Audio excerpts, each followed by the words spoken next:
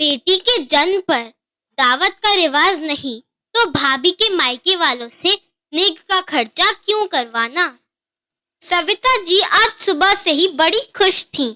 आज वे अपनी नवजात नातिन की छठी पर अपने पति के साथ जा रही थीं। हॉस्पिटल में ही देखा था उस नन्ही सी परी को और अपनी बिटिया को। बेटी के जन्म के बाद कैसे एकदम से पीली पड़ गई थी नीलम और नन्ही परी एकदम से गुलाबी।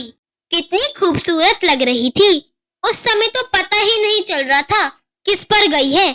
हाँ, अब तो 6 दिन की हो गई है तो कुछ तो नए नक्श उभर आए होंगे। इन बातों को सोचते सोचते सविता जी ने जल्दी काम निपटाया। अरे, आप तैयार नहीं हुई अभी तक? सविता जी ने अपने पति से पूछा। देखो सविता, मुझे कुछ सही नहीं लग रहा। उन लोगों ने हमें बुलाया तो है नहीं। बिन बुलाए बेटी के ससुराल जाना अच्छा लगता है क्या? अरे, आप भी कैसी बात कर रहे हो? अपनी बेटी व नातिन से मिलने जा रहे हैं, इसमें भी उनके बुलावे का इंतजार करेंगे क्या? और वैसे भी छठी पर कौन सी बड़ी दावत होती है, छोटा सा नेक करना होता है। घर परिवार वालों के साथ जब दावत करेंगे तभी तो न्योता देंगे और वह भी दिन जल्दी ही आने वाला है। चलो, ज्यादा दुनियादारी के झंझटों में मत पड़ो, सविता जी उत्सुकता दिखाते हुए बोली। सविता जी जैसे अपनी बेटी के घर पहुंची, सभी उन्हें अचानक आया देख चौंक गए। अरे समधन जी, आप तो आने की कोई खबर भी नहीं दी, ऐसे अचानक? सविता जी की बेटी नीलम की सास उन्हें हैरानी से देखते हुए बोली। मम्मी, कैसी बात कर रही हो आप? आंटी जी अपनी नातिन से मिलने आई हैं, तो उसमें खबर देनी थी। आपको याद है जब मैं हॉस्पिटल से घर पहुंची थी, आप तो तभी दूसरे दिन मिलने पहुंच गई थी। अरे नई नानी बनी है आंटी जी, अपनी गुड़िया से मिलने आई हैं। बैठिए अंकल आंटी जी, मैं अभी पानी लेकर आती हूँ और भाभी को भी आपके आने की खुशखबरी सुना दूं।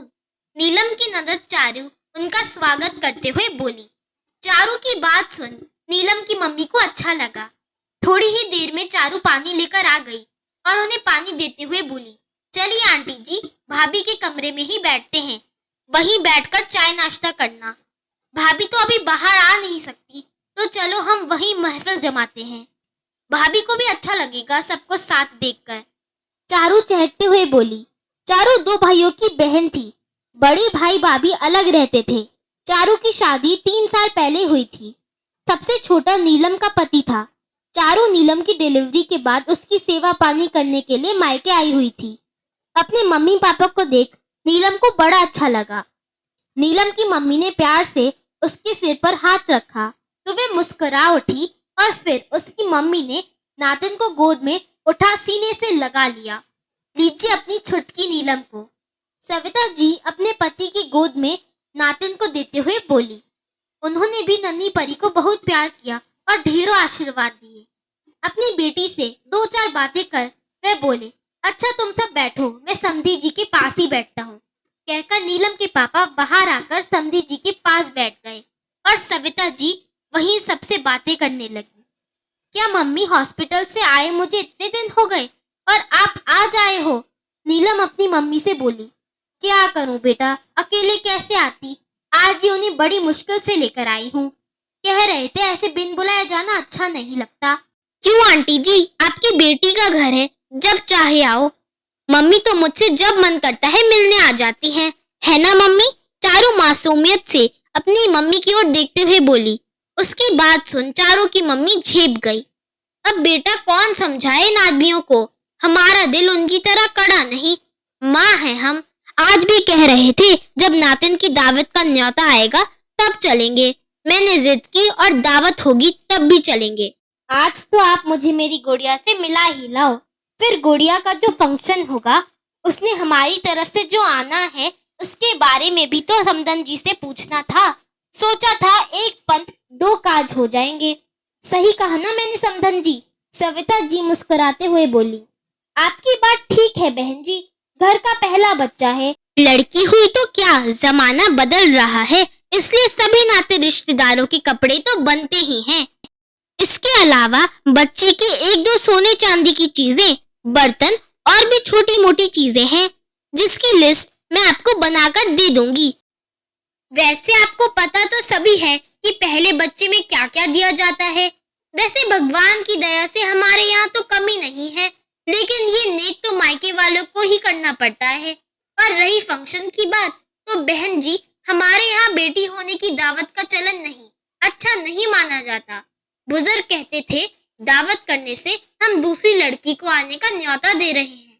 तो बताओ, अपने घर परिवार, समाज और बड़े बूढ़ों से ऊपर होकर मैं अपनी पोती की दावत कैसे दे सकती हूँ? इसलिए माफ करना, फंक्शन व दावत तो हम नहीं करेंगे। हाँ, कुछ दिन बाद शुद्धिकरण हवन होगा। उस दिन आप ये सभी सामान जो मैं आपको लिस्ट बनाकर दूंगी भिजवा देना, क्योंकि जच्चा बच्चा मायके के कपड़े पहनकर ही हवन के लिए बैठते हैं। चारू की मम्मी दो टूक जवाब देते हुए बोली, समधन जी, कैसी बातें कर रहे हो आप? ये सब तो बहुत पुरानी बातें हो गई हैं। जरूरी थोड़ी ना है जो हमारे पुरखे करते आए हैं हम भी वही करें। आजकल तो कोई बेटा बेटी में भेदभाव नहीं करता। बताओ तो क्या बेटी होने पर वही पीड़ा नहीं होती जो बेटे के समय? क्या आपकी चारू आपको अपने दोनों बेटों से कम प्यारी है? जो अभी हुआ नहीं उसके बारे में सोच रहे हैं और भगवान ने हमें जो दिया है उसकी उपेक्षा कर रहे हैं। ये कहाँ का न्याय?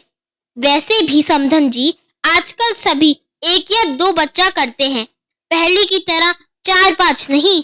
पहले आदमी ही कमाते थे, पैसों की कमी रहती थी तो इसलिए एक आधी समारोह किया जाता था, लेकिन अब तो पति पत्नी दोनों ही कमाते हैं, फिर क्यों अपनी खुशियां मनाने में कंजूसी करनी? सविता जी अपना पक्ष रखते हुए बोली, देखिए बहन जी, मैं किसी बहस में नहीं पड़ना चाहती। मेरे बड़ों ने ही ये परंपरा नहीं चलाई तो मैं उनसे ऊपर जाकर क्यों समाज में अपनी जग हसाई करवाऊं? ये नए जमाने के चोचले आप मुझे ना ही बताए तो अच्छा है। हाँ, मेरी तरफ से ना है और आपकी बेटी की इच्छा है कि वह अपनी सास की बात मानती है या अपनी माँ की। वैसे भी आप वाली बात है कि अब तो बहू कमाती है, तो फिर मैं कौन हूँ उस पर अपनी राय थोपने वाली?